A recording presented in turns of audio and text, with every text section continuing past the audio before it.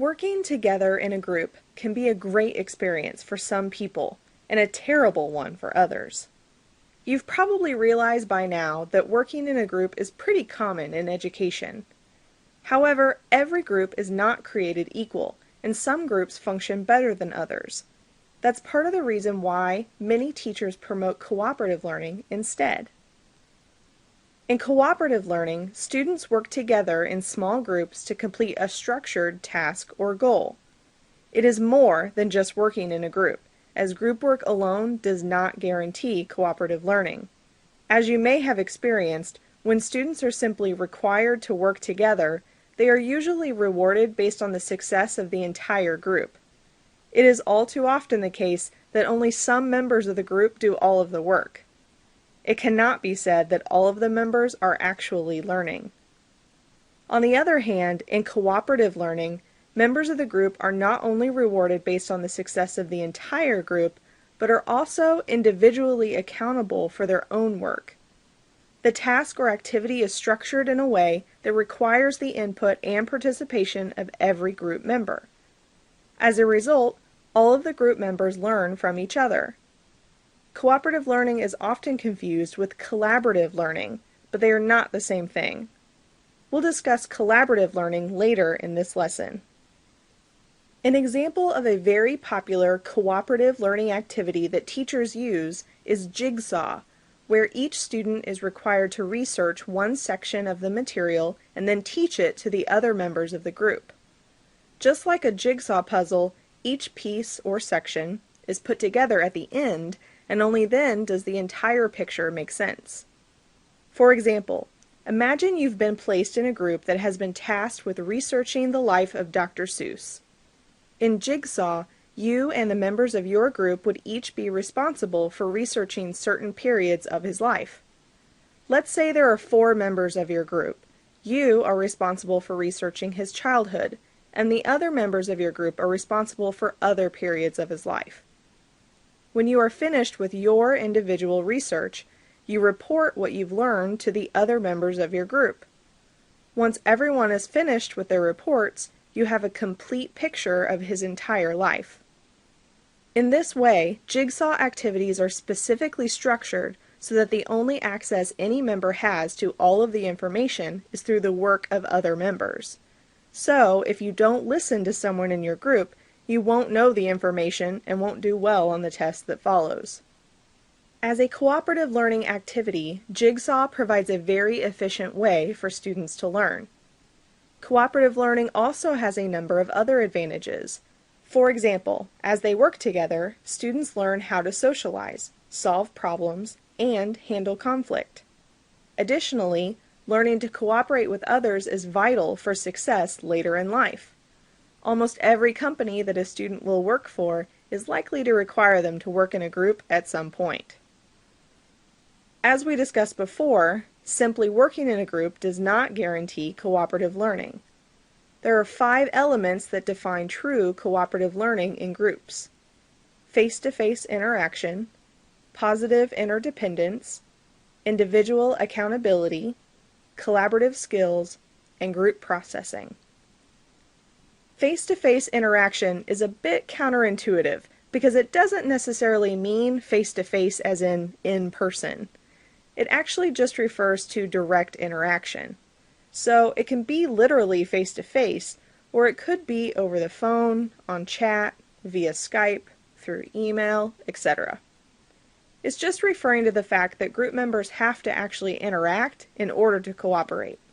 The second element is positive interdependence, which means that the group members rely on each other and can only succeed together. This goes hand in hand with the third element, which is individual accountability.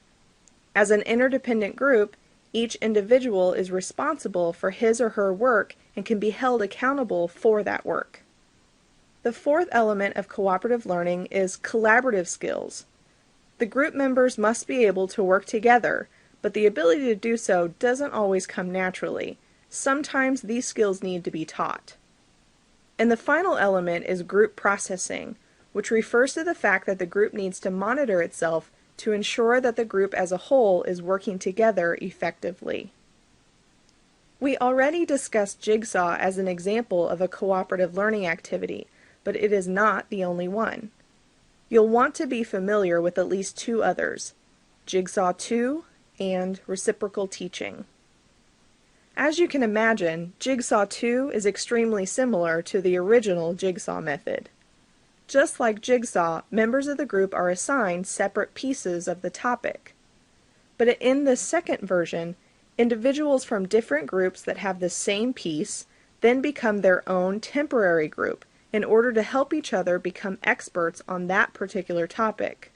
Once they have become experts, they split up and go back to their original group. For example, picture your Dr. Seuss research group. Your group is not the only group in the class. There are two other groups that have the same assignment. If you remember, you were responsible for researching the childhood of Dr. Seuss for your group. In Jigsaw 2, you would temporarily join individuals from other groups who are also responsible for his childhood. You would then research it together and make sure everyone has the same information. Then you would go back to your original group to give your report. Reciprocal teaching is different than both Jigsaw and Jigsaw 2. Students are placed in groups after a lesson, and they take turns asking and answering each other's questions about the information they just learned.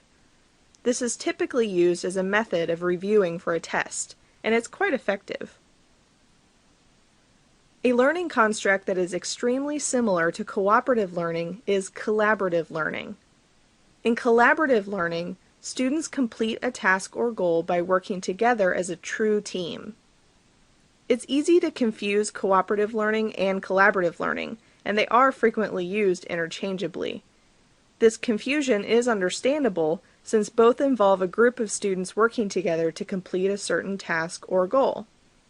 However, the terms cooperating and collaborating represent two very different types of group interaction. When cooperating, members of a group have agreed to work together because they recognize that they must work together in order for each person to gain something, such as a good grade. As we've discussed, cooperative learning is structured by the teacher, and he or she requires each student to participate in the group. The members are accountable because of the structure the teacher has created. In contrast, when members of a group collaborate, they don't do it just because it's a requirement. They like working as a group because they value the contributions of each group member, and they truly believe that the end result will be better than if they had worked individually. Collaborative learning is not structured by the teacher.